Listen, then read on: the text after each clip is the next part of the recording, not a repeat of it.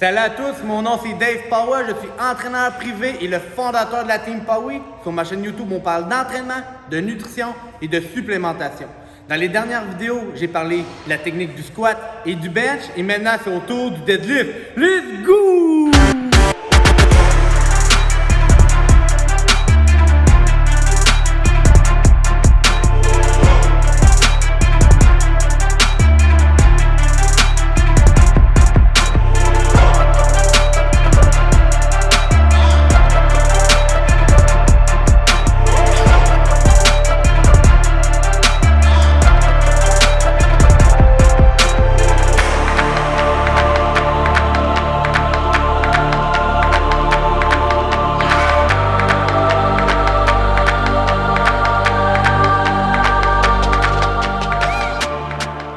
Pour commencer, il faut vraiment déterminer si vous allez avoir un deadlift conventionnel ou sumo. Dans les deux cas, il faut vraiment le tester pour voir si vous allez être plus à l'aise dans un des deux cas. Ça va vraiment avoir un impact sur votre progression à court, moyen et long terme.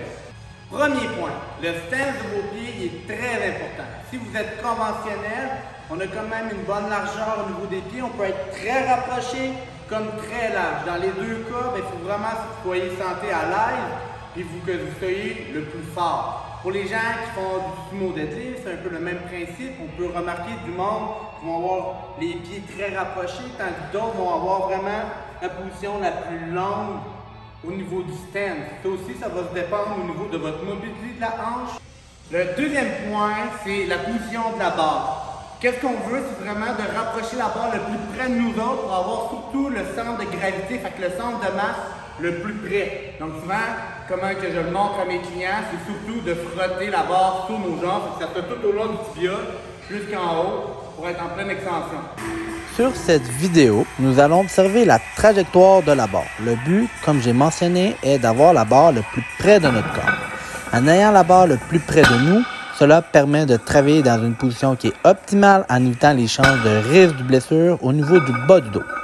Vous avez tendance à avoir la barre vers l'avant, vos lombaires travailleront davantage et les risques de blessure seront plus élevés. Le troisième point, on va parler de la position au niveau du dos. La position du dos doit être optimale. Ce que nous voulons est d'avoir un dos en position neutre. Par contre, il faut prendre en compte que selon la morphologie, ce n'est pas toujours évident. Certains des meilleurs athlètes au deadlift de ce monde auront tendance à avoir le haut du dos arrondi. Un petit truc est de toujours penser à contracter vos omoplates ensemble. Ceci étant dit, il ne faut absolument pas que vos lombaires arrondis lors de ce mouvement. Donc le dernier petit point qu'on va aller regarder aujourd'hui, c'est vraiment la position de vos mains, comment prendre la barre dans vos mains. Il existe 3 prises. La première, c'est le double overhand, c'est-à-dire que nos deux mains sont en prise pronation sur la barre. Par contre, quand on est débutant, ça devient intéressant parce qu'on enlève beaucoup de tension au niveau des biceps, mais rendu dans la performance, c'est pas vraiment efficace. Fait que par la suite, il existe 2 autres prises. La mixed grip, que moi j'aime beaucoup utiliser pour ma part, c'est vraiment ma main la plus faible, va avoir une main en pronation puis une main en supination. Par contre, la main qui va être en supination va avoir une lourde charge au niveau du tendon du biceps. Mais pour les gens qui ne veulent pas se blesser au niveau du biceps, il existe le hook grip. Fait que c'est une prise qu'on utilise plus en haltéro, mais ça devient aussi très intéressant pour les gens. Fait que quand je place mes mains en pronation, je viens mettre mon pouce en dessous de la barre, puis avec mon majeur et mon index, je viens serrer mon pouce.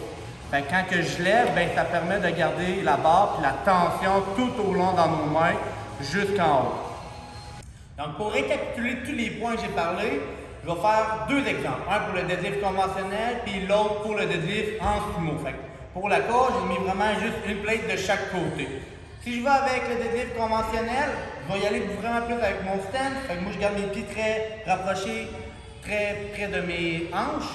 Par la suite, je viens amener mon fessier vers l'arrière. Fait que j'amène ma hanche vers l'arrière pour ensuite mettre mes mains au sol. Là, vu que j'ai juste en 45, je vais mettre mes 2 mains en hook. Je vais pousser, le but c'est de pousser avec les talons, comme si je voudrais reculer vers l'arrière. Par contre, on vient vraiment bien placer nos orteils au sol pour avoir une bonne ancrage, ça va être vraiment stable. Je viens me placer, on prend une bonne inspiration, on vient contracter les abdos, puis on lève. J'ai vraiment mis toute mon énergie entre le milieu de mon pied au talon, tout en travaillant avec ma chaîne postérieure. Pour le stance du sumo, je ne suis pas le gars le plus mobile, mais j'ai quand même une mobilité pour un stance médium. Donc, je place mes pieds vont être pointés un petit peu plus vers l'extérieur pour justement me laisser à ma hanche d'ouvrir pour avoir une meilleure mobilité. Mes mains vont être beaucoup plus vers l'intérieur au lieu d'être de chaque côté. Pour le même principe, je vais y aller en haut. J'assure que mes genoux restent pointés avec mes orteils.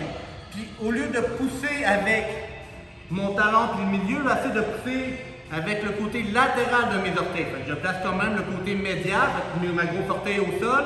Mais je vais vouloir pousser beaucoup plus avec le côté latéral pour travailler avec mes cuisses, justement. Je viens mettre mes mains. Quand je suis prêt, je prends mon inspiration. Je me redresse. Puis je pousse. Donc, je viens de vous montrer vraiment l'exemple des deux, conventionnel et sumo.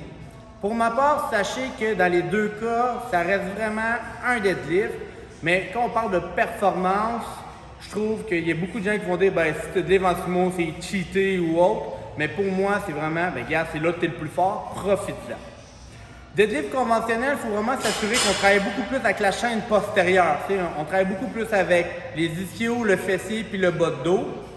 Tandis que le sumo, moi j'appelle ça de l'art. C'est vraiment très technique. C'est normal qu'au début, quand on va travailler puis on va se placer en sumo, que c'est plus lent le départ, mais par la suite c'est très explosif.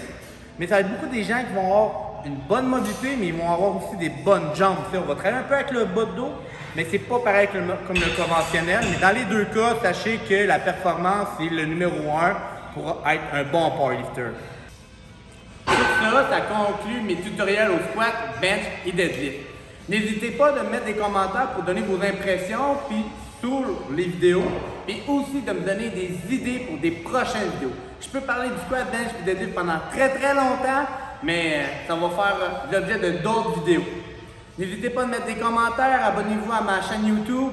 Et sur ça, comme d'habitude, bonne semaine, gang!